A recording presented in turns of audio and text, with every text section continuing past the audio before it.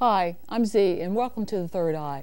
The Third Eye comes to you with tools and understanding and knowledge to help you to your path towards self-understanding as well as higher consciousness. We're going to be framing a lot of our discussions within a metaphysical context, and we're going to also be looking at the cosmologies of the universe from a lot of different cultural perspectives.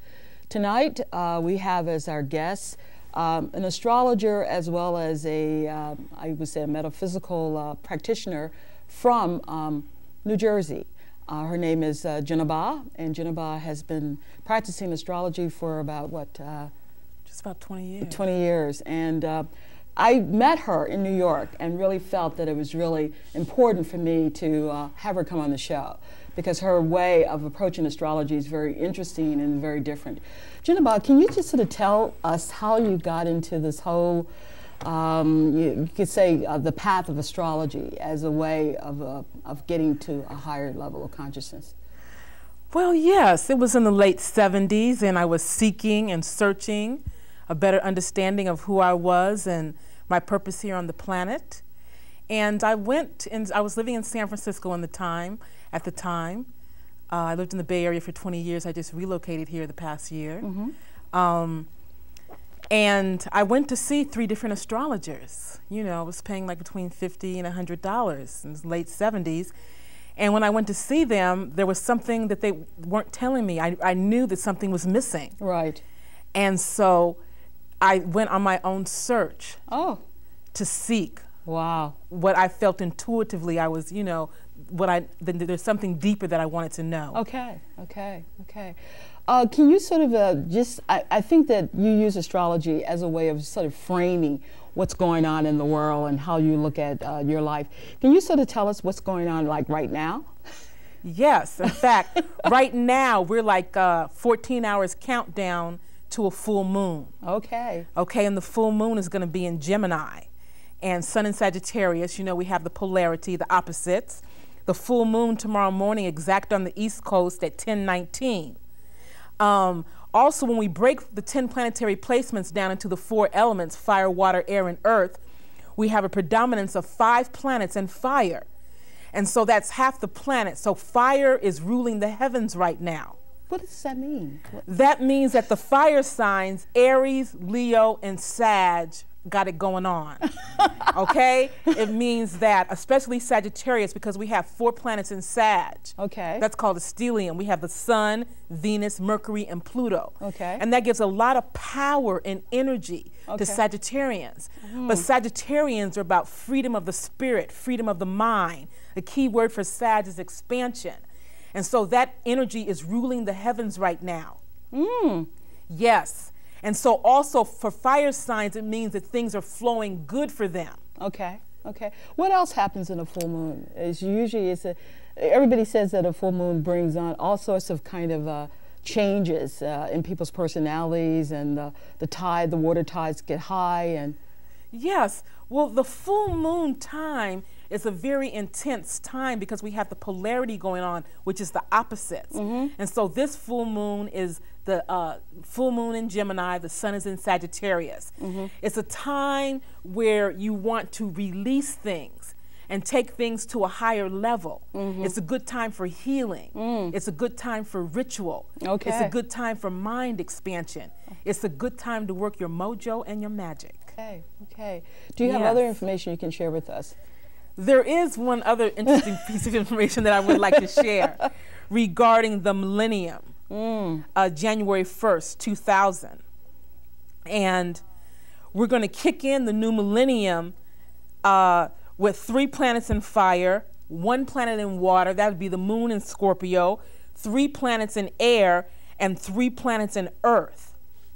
And the overall energy of January 1st, 2000 is going to be the Leo-Aquarius polarity.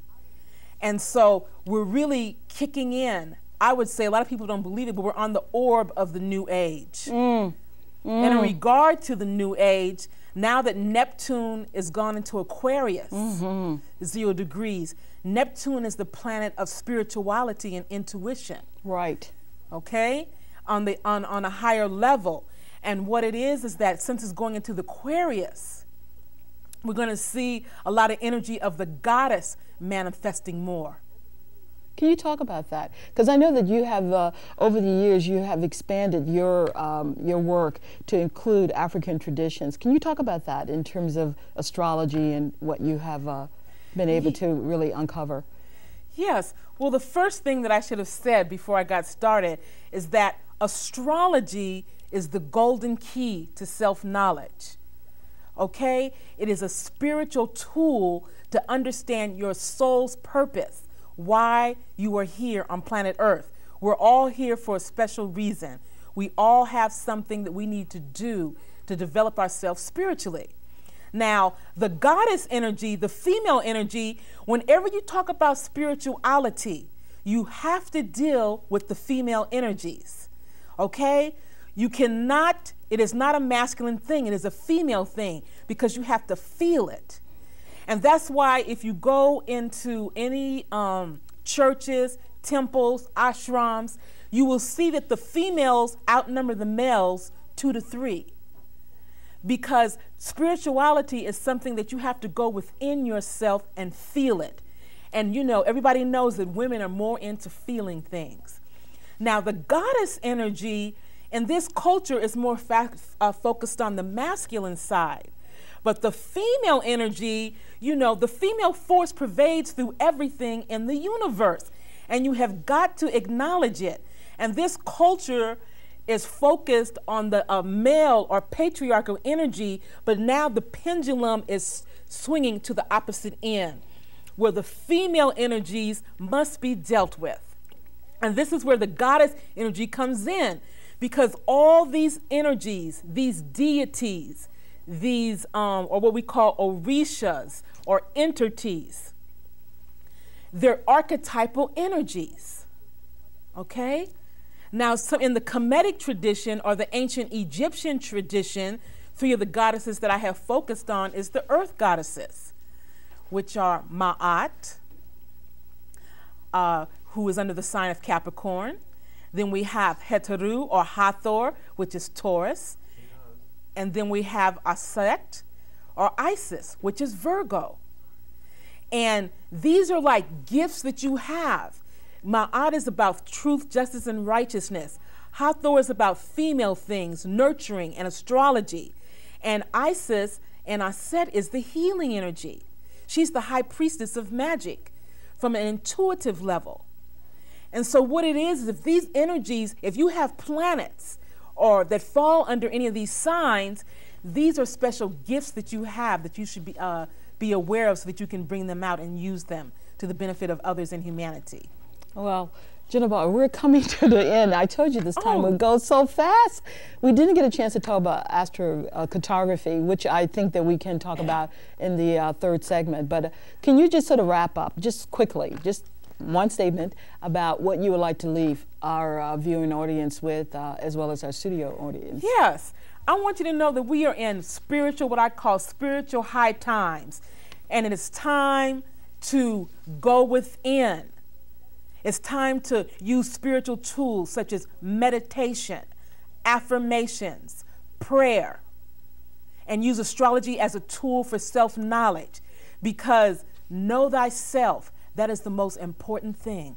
And astrology is a tool for that.